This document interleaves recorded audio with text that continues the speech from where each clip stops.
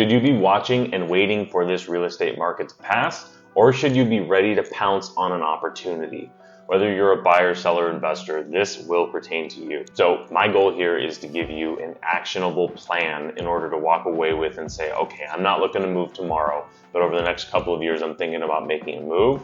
I want to start making these adjustments now to how I'm looking at real estate. If you don't know who I am, my name is Stubbs. I'm a team leader, co-founder here at the SB Luxury Group. So let's dive in. I have three different things. One is neutral, one is for a buyer, one is for a seller, and they really all overlap because at the end of the day, every deal has a buyer and a seller. So number one is being prepared. I feel you need to make sure you have a game plan, or all three: prices going up, prices going down, and prices staying the same. So if you're a buyer and you're sitting on the fence, or if you're a seller and you're not sure if you should sell your property and wait a year or do any of these things, here is what is going to happen. The market is going to follow interest rates from here on out. Whether we're talking about unemployment or the larger economic market itself, interest rates are what drove the housing market. When rates got down to 2.5%, the housing market went insane. When rates went up to 7%, the housing market pulled back in dramatic fashion. Both of those things happened very quickly. So my point is, you need to have a plan. Now, if prices are to stay flat, it's probably because interest rates are pretty comparable to where we've been at for the last 3 or 4 months, which is in this 6 to 7, 8 range. If we see interest rates go above that 7, get closer to 8 or 9, or even higher, there is a very high likelihood we're going to see another dramatic pullback in pricing. But if we see interest rates go down sooner than later, it is very likely that we see a very aggressive real estate market in the future. So if rates come down to 4.5% or 5% this upcoming summer, I would not be surprised to see a flood of buyers back into the market that missed the last market and now are trying to take advantage of it now. So be prepared whichever direction prices go. I would have plan A, B, and C in the order of what you think is going to happen. Number two. Now, I have a couple of different stories here for sellers, and I'm going to give you the first story from the buyer's perspective. I just bought an office chair that I'm sitting in right now, and I bought it on Amazon because I think it's easy. I like Amazon. Buying on Amazon is very similar to how people start their home buying experience. I believe the stat is 98% of all people start their house hunt online. So think about, if you shop on Amazon, this probably makes a lot of sense. But if you don't, I'll paint a picture for you. I type in, I need an office chair. So I type into Amazon, office chair. Just the same way that your consumers are typing in homes for sale in whatever city that they're looking for. And they get to a website like Zillow, they come to our home search website, whatever it might be. I'm looking through now an unlimited supply of office chairs.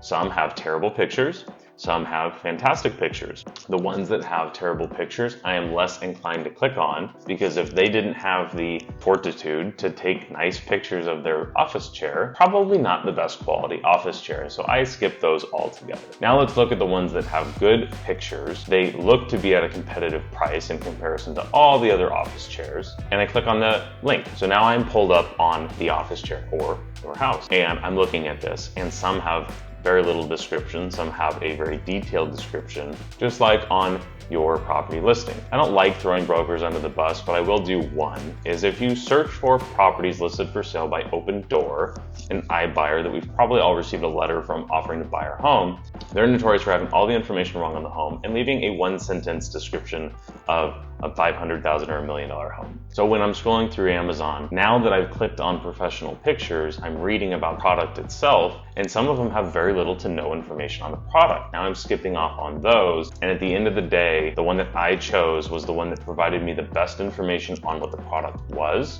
what I was actually paying for, and it actually had a video on how an office chair worked. So my point here is a very small percentage of listing agents will actually even put a video on your home so the buyer can get the feeling of walking through the property.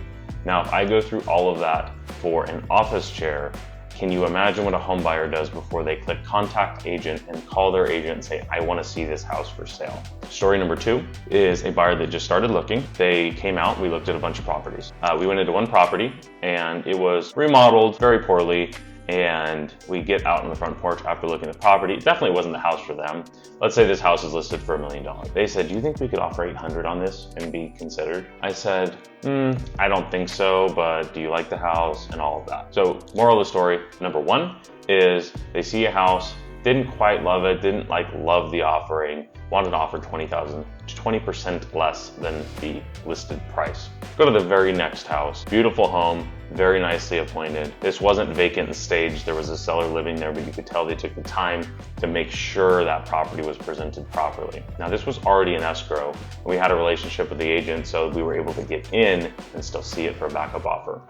Going through that property, they didn't ask, can we offer 20% less than this one? They didn't know it was in escrow at the time. They said, we would totally buy this house for list price. That is the same buyer in the same day looking at two different properties. One saying, I'd pay 20% less, walking into a different property and saying, yep, I would buy this house right now. So that is the difference between the presentation of the property and of your offering for your listing. Now, number three is for buyers, and I have one fun story here. I went out with a savvy investor who was looking for their own primary residence, and he sent me a list of properties that he wanted to see. I said, great, started setting up the tours, and I found a common trend that I loved, and it was every single house that he wanted to see had been on the market for 90 days or more, had less than 15 or 20 pictures on it. Now, when we got to the properties and we looked deeper on the pictures, these were actually pretty nice houses that were marketed very poorly and were on the market for longer than the average days on the market. That right there, buyers, if you're listening, and sellers, you should be listening closer, is where you find the deals. And that listing agent on all of those properties calls me afterwards, hey, what'd you think of the property?